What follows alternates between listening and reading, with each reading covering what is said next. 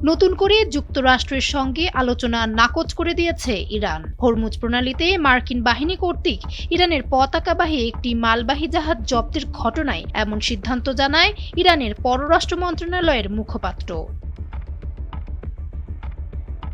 মার্কিন president Donald Trump যখন ইরানি প্রতিনিধিদের সঙ্গে সম্ভাব্য আলোচনার জন্য তার একটি দলকে পাকিস্তানের ইসলামাবাদে পাঠানোর ঘোষণা দেয়, ঠিক এর কয়েক ঘন্টা পরই এই জাহাজ জব্দের ঘটনা ঘটে।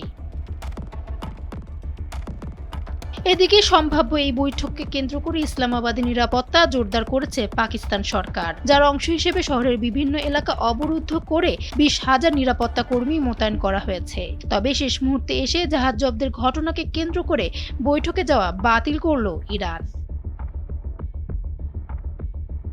ডেস্ক রিপোর্ট, সময়ের আলো।